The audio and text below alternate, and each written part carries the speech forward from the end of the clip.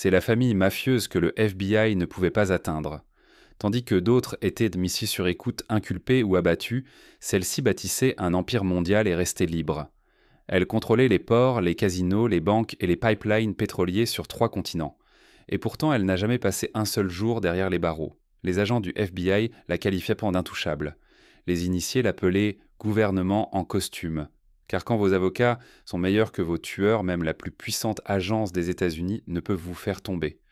Mais pour comprendre comment une famille mafieuse est devenue légalement invincible, il faut examiner les clans criminels les plus riches et les plus puissants du monde, en commençant par celles qui utilisaient l'huile d'olive pour blanchir des milliards et fondaient une dynastie mafieuse sur 2 continents.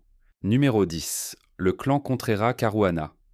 Ils étaient en effet surnommés les Rothschild de la mafia, non pas à cause de leur nom, mais à cause de leur influence. Le clan Contreras Caruana ne se contentait pas de gérer la drogue. Il a construit un empire transnational sur plusieurs générations, reliant la Sicile, le Canada, le Venezuela et la Colombie, dans une opération fluide blanchissant des milliards tout en restant quasi invisible. La famille a commencé dans les collines poussiéreuses de Siculiana en Sicile, où elle a émergé sous l'égide de la Cosa Nostra dans les années 1950.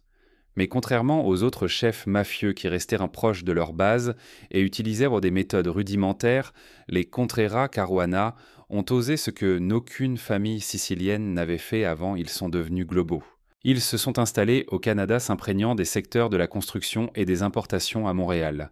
À l'aide de sociétés fictives de docks de connexion étatiques, ils ont contrôlé des corridors de trafic à travers l'Atlantique.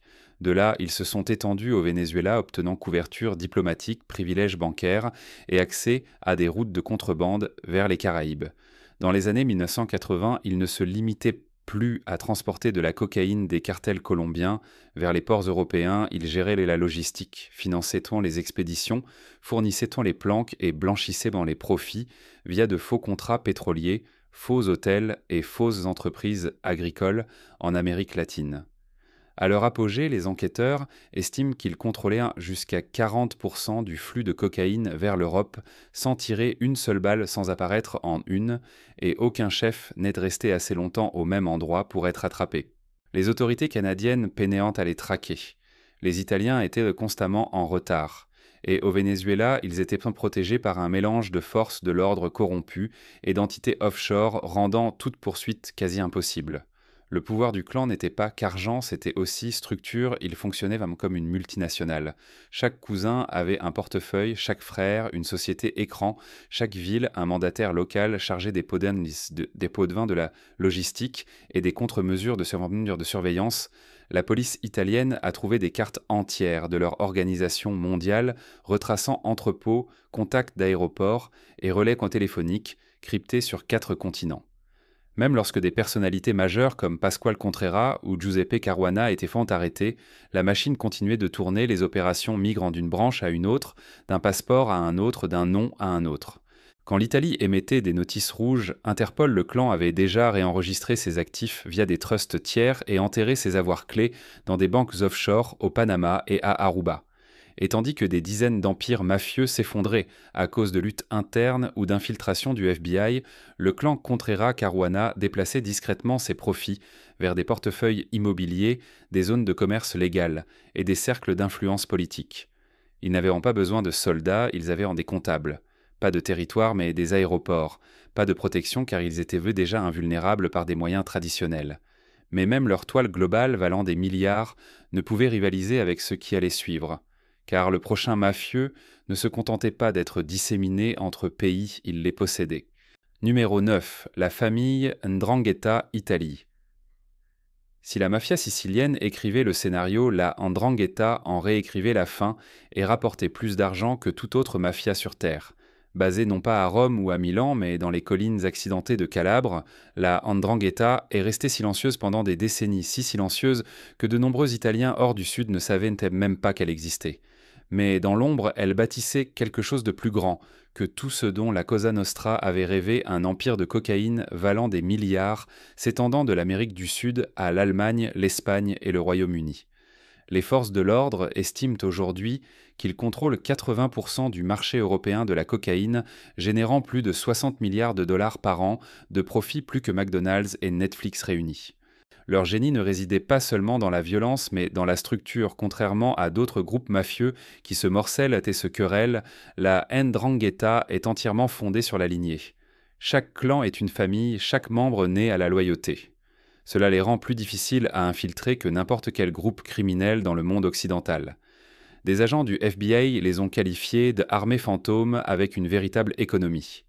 Ils exploitent dans des réseaux d'expéditions mondiaux des sociétés écrans en Allemagne, en Belgique et en Suisse, et blanchissent l'argent avec une telle efficacité à travers des sociétés écrans et l'immobilier qu'il faut souvent des années pour que les autorités réalisent donc qu'un bâtiment ou une banque appartient à la mafia. Et ils ne se sont pas limités à la drogue. La 'Ndrangheta est maintenant présente dans la construction, les contrats énergétiques, la gestion des déchets, les marchés publics, voire les campagnes politiques légitimes. Ils ont truqué des élections en Italie, financé des candidats locaux au Canada et fait transiter des fonds par des banques liées au Vatican sans éveiller les soupçons. Une arrestation en 2020 a révélé plus de 1000 opérateurs à travers l'Europe œuvrant pour la même organisation silencieuse et invisible. Une autre enquête en Australie a mis au jour comment le groupe utilisait des sociétés de transport légitimes pour importer de la drogue dans des envois de fruits congelés minutieusement chronométrés, suivis numériquement et protégés par des informateurs portuaires. Ils ne se vantent pas, ne diffusent ou ne filment pas, achètent le silence et investissent dans l'obéissance. Là où d'autres mafias craignaient la technologie, la 'Ndrangheta l'a embrassée, utilisant des applications cryptées, des centres de données offshore et une surveillance assistée par l'IA pour sécuriser leurs itinéraires et surveiller les forces de l'ordre en temps réel. En Italie, ils ne fuient pas la loi, ils l'influencent. Un procureur à Reggio Calabria a résumé leur contrôle sans détour, sans on n'est pas élu ici sans eux.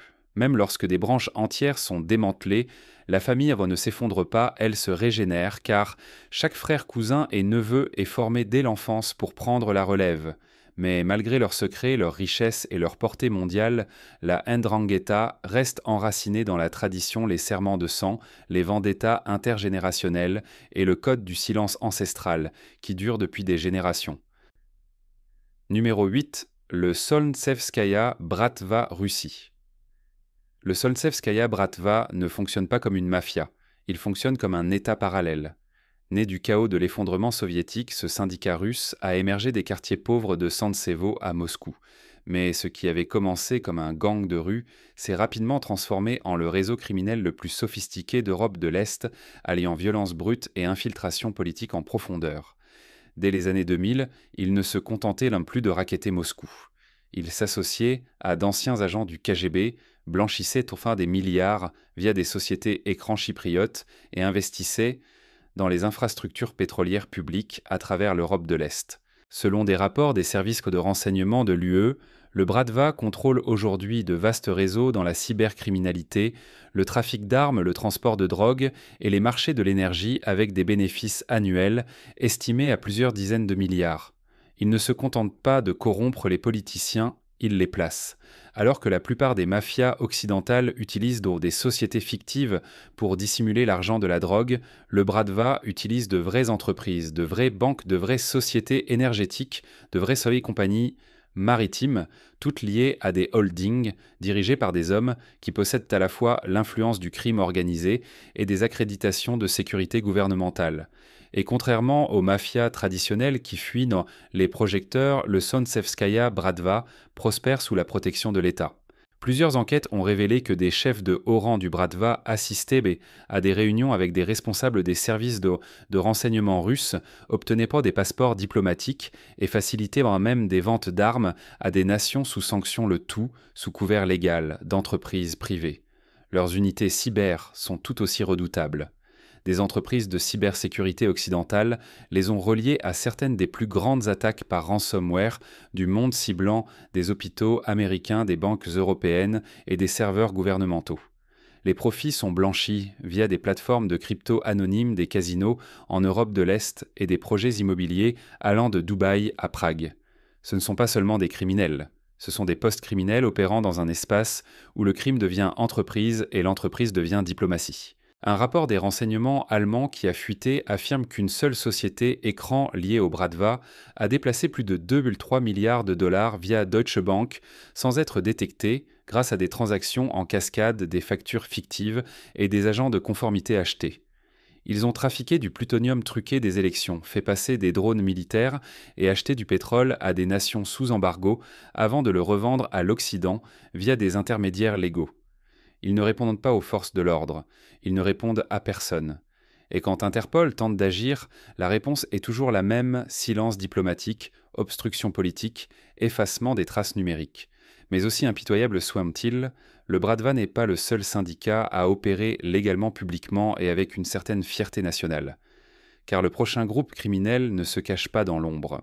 Il est enregistré auprès du gouvernement, paye des impôts, publie des rapports annuels et porte des costumes avec leur blason familial. Numéro 7, le Yamaguchi Gumi Japon. Le Yamaguchi Gumi ne se cache pas dans l'ombre, ils affichent leur nom au-dessus de leur siège, indiquent l'alarmé leur numéro de téléphone et, dans certains cas, distribuent encore des cartes de visite. Ce n'est pas une fiction. C'est la réalité du plus grand, plus ancien et plus riche syndicat criminel du Japon, un groupe si enraciné dans la société que les forces de l'ordre le qualifient de semi-légal. Avec plus de 8000 membres, le Yamaguchi Gumi fonctionne comme une entreprise visible, avec des branches régionales des conseils de résolution de conflits et même des retraites pour les membres âgés. Il paie des impôts, loue des bureaux, possède des banques, des sociétés de sécurité privées et des portefeuilles immobiliers à travers Tokyo, Osaka et jusqu'en Californie et à Hawaï. À leur apogée, leur valeur était estimée à 6 milliards de dollars, faisant d'eux le syndicat criminel le plus riche du monde. Ce qui les rend si puissants, ce n'est pas seulement leur étendue, c'est leur légitimité. La loi japonaise n'interdit pas explicitement les groupes yakuza, elle les réglemente comme des syndicats dangereux. Cela signifie que de nombreuses branches du Yamaguchi Gumi opèrent avec un statut officiel leur permettant de signer des baux, ouvrir des comptes bancaires et posséder des actions dans des entreprises publiques, tout en continuant à gérer extorsion, jeux clandestins et trafics divers dans l'ombre. Mais derrière les costumes et les contrats se cache quelque chose de plus ancien et de plus dangereux. Le Yamaguchi Gumi suit un code strict de type samouraï, basé sur la loyauté, les punitions rituelles et la transmission générationnelle. Les initiations impliquent bien des rituels sanglants. La trahison n'est pas seulement punie par l'exil, mais souvent par la mort. Et chaque décision majeure, fusion, assassinat, est validée par un conseil interne de parrains opérant selon des règles écrites, il y a des décennies. Lorsque le Japon a été frappé par le séisme et le tsunami de 2011, ce n'est pas le gouvernement qui a fourni les premiers secours dans certaines villes, c'était le Yamaguchi Gumi. Ils ont envoyé camions, nourriture, générateurs, non pas par charité, mais comme projection de puissance. Aujourd'hui encore, leur influence est omniprésente dans les contrats de construction, les boîtes de nuit, les agences de divertissement et l'industrie du film pour adultes. De nombreuses célébrités de la pop japonaise et stars de la télévision sont ou ont été sous protection silencieuse, ou sous contrôle. Et contrairement aux mafias occidentales qui craignent les écoutes, le Yamaguchi Gumi règle ses différends à l'ancienne en personne, selon le rang et dans le silence. Même avec leur richesse et leur pouvoir, le gouvernement japonais a durci les règles ces dernières années, interdisant aux banques de faire affaire avec les yakuza connus et imposant des ordonnances anti-gang. Cela ne les a pas tués. Cela les a rendus plus sophistiqués. Aujourd'hui, ils s'infiltrent dans le conseil en technologie, le blanchiment via crypto-monnaie et la logistique transfrontalière via des entités légales basées à Singapour ou aux Philippines. Mais alors que le Yamaguchi Gumi a évolué en se fondant dans la légalité, la prochaine famille mafieuse est allée encore plus loin en utilisant la finance mondiale, les passeports d'élite et la cybercriminalité pour exporter leur puissance criminelle à l'échelle des continents. Car si le Japon a légalisé les yakuza, la mafia israélienne, elle a trouvé comment se légaliser partout ailleurs. Numéro 6, la mafia israélienne, Tel Aviv de Robapantz. Europe. Ils ne portent pas de nom sicilien. Ils ne raquettementent pas les commerçants de quartier. Et ils n'apparaissent donc presque jamais sur les écoutes. C'est parce que la mafia israélienne n'opère pas simplement dans l'ombre, elle se fond dans les cercles de l'élite mondiale. Basé à Tel Aviv mais fortement implanté à Paris, New York, Miami, Marseille et Zurich, le crime organisé israélien a largement dépassé ses origines de trafic de hashish et de bagarres de discothèques. Aujourd'hui, c'est un syndicat hyper moderne spécialisé dans la cybercriminalité, le trafic d'armes et l'ingénierie financière internationale. Ses racines remontent aux années 1990, lorsque l'effondrement de l'URSS a provoqué une vague d'émigration juive vers Israël. Parmi les réfugiés se trouvaient d'anciens agents du KGB, des chimistes du marché noir et des chefs de gang déterminés à bâtir de nouveaux empires à l'abri des autorités européennes et américaines.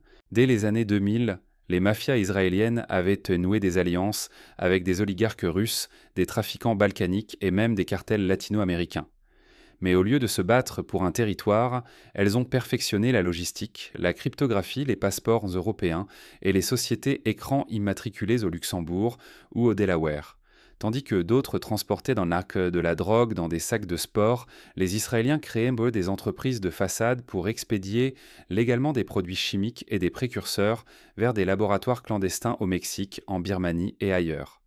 Selon Europol et la DEA, ces réseaux sont derrière les opérations de drogue synthétiques les plus lucratives au monde, notamment le MDMA, les amphétamines et le fentanyl de laboratoire. Ces substances modélées sont ensuite acheminées vers l'Afrique et le Moyen-Orient grâce à des opérateurs disposant souvent de la double nationalité et protégés par des licences d'exportation délivrées des Tradzwana à des entreprises de défense officielles.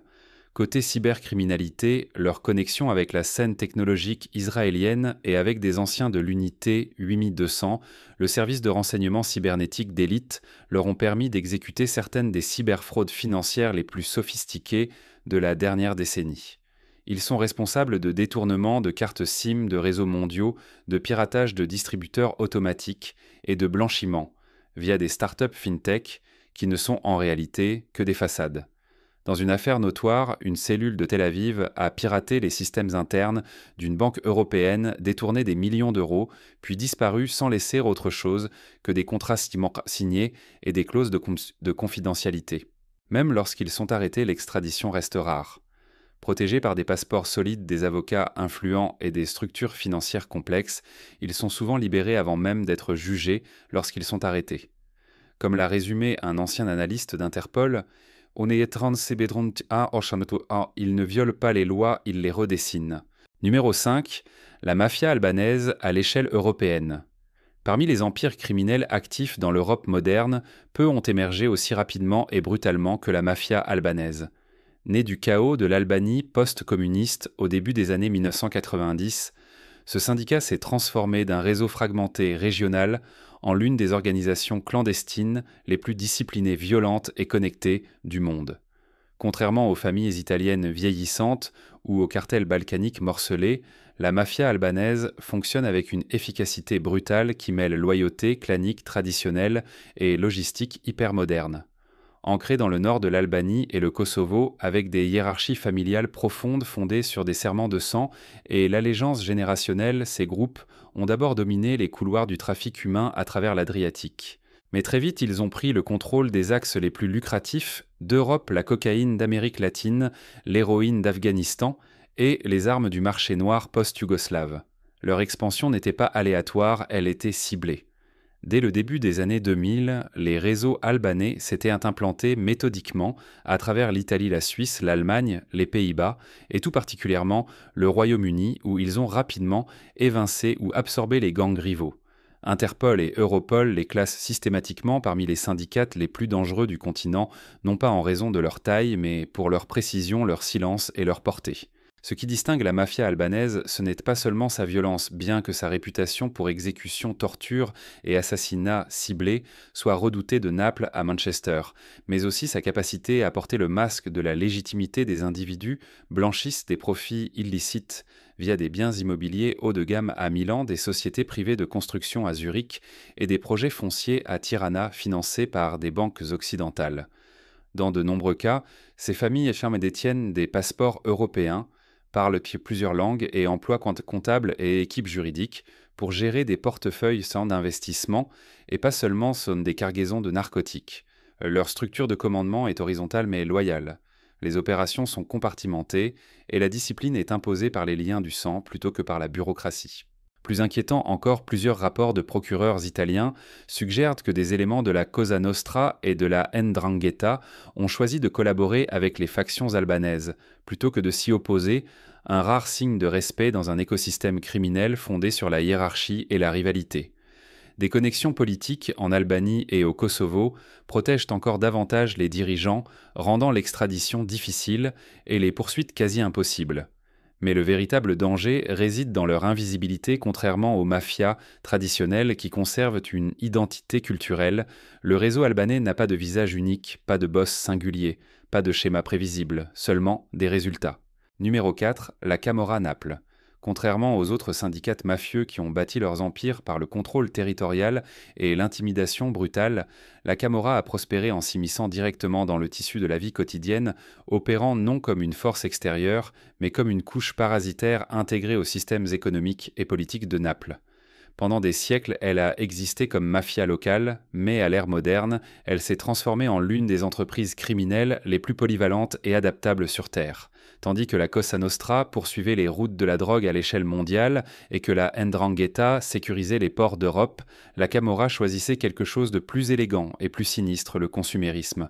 Aujourd'hui, elle est leader mondial du blanchiment d'argent via l'industrie de la mode, les contrefaçons de luxe et les contrats de gestion des déchets. En surface, cela paraît innocent, mais dans la pratique, cela signifie que des milliards transitent via des marques de vêtements fictives, des chaînes textiles fausses et des plateformes d'expédition internationales, le tout sous couvert du commerce légitime. Des enquêteurs ont lié des opérateurs de la Camorra à de fausses usines, Louis Vuitton des opérations textiles de masse en Chine et des contrats de dépôts toxiques qui polluent les terres agricoles du sud de l'Italie, tout en alimentant les comptes offshore du groupe. Les estimations suggèrent que la Camorra engrange plus de 4 milliards de dollars par an, pour une bonne partie invisible aux agences d'application de la loi, car cachée sous des factures légales des niveaux de sous-traitance et des accords municipaux validés par des politiciens locaux. Contrairement à la vieille garde sicilienne ou au réseau basé sur des serments de sang, en Calabre, la Camorra opère à travers des alliances horizontales, un archipel de clans semi-indépendants qui peuvent coopérer ou rivaliser selon les saisons. Leur force réside dans leur proximité au pouvoir. Naples n'est pas seulement leur base, c'est leur actif, leur infrastructure et, à bien des égards, leur corps hôte. Les appels d'offres municipaux pour les infrastructures, les contrats hospitaliers ou même les repas scolaires ont été systématiquement révélés comme des façades pour des opérations de blanchiment. Dans certains quartiers, ils contrôlent le cycle des déchets du sommet, à la décharge de l'hôtel de ville, à l'élimination finale. Et quand la violence est nécessaire, elle est rapide, publique et terrifiante. Des quartiers entiers ont été témoins d'exécutions en plein air, de guerres de clans et d'assassinats ciblés de lanceurs d'alerte, de procureurs et de dealers rivaux. Mais même ces spasmes brutaux sont souvent suivis de silence, non parce que la violence a pris fin, mais parce que la presse est achetée, la police avertie et les témoins terrorisés. Voici une mafia qui ne se contente pas de résister à l'État, elle l'infeste, et ce avec une constance terrifiante. Pour autant, malgré leur enracinement local, les ambitions de la Camorra dépassent largement le golfe de Naples. Ils tissent des liens à travers l'Europe et jusqu'en Asie. Et c'est là que commence le prochain empire criminel, non pas avec des contrats publics ou des élections, mais avec des dynasties dont les racines remontent à des siècles. Numéro 3, les triades. Hong Kong et Chine. Peu d'organisations criminelles ont perduré aussi longtemps ou opéré aussi discrètement que les triades, dont l'économie clandestine s'étend des ruelles de Hong Kong jusqu'aux salles de conseil de la finance internationale, souvent sans laisser de traces. Contrairement aux mises en scène violentes de leurs homologues occidentaux, les triades ont prospéré grâce à une invisibilité sélective raffinée. Issus de sociétés secrètes ancestrales, formées à l'origine comme réseau de résistance contre la dynastie impériale, leur idéologie originelle a fait place au contrôle organisé des marchés noirs de la drogue, des routes de contrebande, puis des systèmes financiers eux-mêmes. Leur capacité à s'adapter à l'évolution de l'économie chinoise les rend presque impossibles à éradiquer. Aujourd'hui, leur influence se mesure non pas en gros titres ou en chiffres de décès, mais en participation silencieuse, banques non réglementées, à Macao, casinos, aux immeubles. Au Cambodge, plateformes de prêt, cryptées à Singapour, blanchiment immobilier à Vancouver, Toronto ou Sydney. Des rapports passent pont par des systèmes bancaires souterrains comme Fake Yan Flying Money pour transférer des fonds à l'échelle mondiale en quelques minutes. Ce n'est pas un crime de rue, c'est un crime de tableur. Alors que d'autres mafias s'appuient main sur la violence, les triades maîtrisent bonbon la dépendance, l'endettement et la surveillance. Les propriétaires de petites entreprises dans les diasporas chinoises, d'Asie, du Sud-Est, du Royaume-Uni ou d'Amérique du Nord se retrouvent souvent piégés, non par des armes mais par des prêts usuraires, du chantage silencieux ou la propriété silencieuse. Et lorsqu'une autorité tente de les tracer, elle se heurte à un brouillard de sociétés écrans, d'emprunteurs familiaux, de conglomérats enregistrés légalement. Même quand un leader est exposé, la structure perdure, car elle est décentralisée par conception clanique générationnelle et profondément fidèle à des codes antérieurs à l'État chinois moderne lui-même. Certains syndicats, triades, auraient en développé des relations de travail avec des sociétés étatiques, des unités de renseignement régionales et des entités sanctionnées, brouillant la frontière entre ce qui est criminel politique ou simplement stratégie économique. Pour un analyste occidental, c'est une mafia, déguisée en tradition ancrée dans la mondialisation. Même les branches les plus visibles, comme celles qui gèrent les casinos de Macao ou les routes de la drogue en Asie du Sud-Est, ne sont que la face émergée d'un réseau profond, qui échange non seulement drogue et argent, mais aussi silence, influence et accès. Et numéro 2, la Cosa Nostra américaine après Gotti.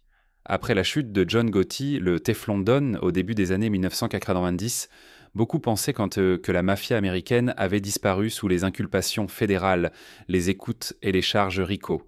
Mais ce que l'on ignorait, c'est que la chute de Gotti n'était pas la fin, c'était le début d'une renaissance silencieuse. Les familles n'ont pas disparu, elles se sont adaptées. Dans les décennies qui ont suivi l'incarcération de Gotti, les 5 grandes familles new-yorkaises, Genovese Gambino, Lucchese, Bonanno Colombo, ont abandonné les projecteurs pour retourner à ce qu'elles faisaient, de mieux infiltrer des industries légitimes, imprégner les syndicats et maîtriser l'art de la domination silencieuse. Fini les costumes voyants, les crimes ostentatoires, les hits tape à l'œil. Place au contrat. Aujourd'hui, la Cosa Nostra contracte dans les appels d'offres de construction, les monopoles de fret, le blanchiment immobilier, les prêts à taux élevés et de plus en plus l'exploitation de crypto-monnaies, souvent sous couvert de sociétés écrans ou d'investisseurs tiers officiels. Selon des briefings du FBI et rapports fédéraux, certains groupes génèrent encore des centaines de millions de dollars par an, mais avec moins d'arrestations et beaucoup moins de violences internes, car la nouvelle génération de mafieux ne mesure plus le respect tombant en cadavre, mais dans des bilans comptables des votes syndicaux ou des soutiens politiques. Par exemple, la famille génovaise serait toujours très influente dans certains syndicats de construction du New Jersey contrôlant l'accès à des contrats publics de plusieurs milliards. Les Gambino se sont discrètement réintroduits dans les secteurs des déchets et du transport conjuguant muscle old school et lobbying moderne. Sur Wall Street, plusieurs affaires de délits d'initiés des 10 dernières années montrent l'influence de réseaux liés à la mafia via des fonds offshore, sociétés écrans et portefeuilles crypto transitant par Malte, Chypre ou Panama. Comme l'a dit un ancien auditeur de fonds spéculatifs, c'est le même racket d'antan mais avec de meilleurs avocats et des bilans propres. Ce qui rend la Cosa Nostra post-Gotti si efficace, c'est son invisibilité, elle n'a plus besoin d'intimider les juges ou de faire sauter des voitures. Elle achète le silence, gère le risque et externalise le chaos. Et les forces de l'ordre le disent elles-mêmes, ils sont toujours là mais on ne peut plus les attraper comme avant. Ils sont devenus entièrement corporatifs. Une mafia américaine sans visage, sans sang, conforme aux taxes sur le papier, mais pas moins impitoyable dans les résultats. Numéro 1, la famille mafieuse que même le FBI ne pouvait toucher, l'alliance Inzerillo-Gambino. Il existe une famille mafieuse si profondément implantée, si positionnée à l'échelle mondiale et si stratégiquement impitoyable que même le FBI, avec ses écoutes, ses jurys fédéraux et ses forces multinationales, n'a jamais pu la démanteler complètement. Cette famille ne connaît pas de frontières, elle n'est rattachée à aucune ville, aucun gouvernement, aucune économie unique. Ce n'est plus un empire criminel, c'est un réseau transatlantique de pouvoirs, de diplomatie et de lignées héritées. C'est l'alliance Inzerillo-Gambino, une dynastie mafieuse transcontinentale qui s'est reconstruite à partir de l'exil et de la vengeance, fusionnant le muscle sicilien avec le capital américain, transformant ainsi les forces de l'ordre international en une gêne prévisible. L'histoire commence à Palerme dans les années 1970.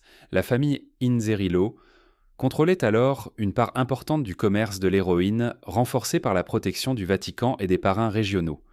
Lors de la seconde guerre de mafia au début des années 80, les Inzerillo furent presque exterminés par les Corleonesi de Toto Riina.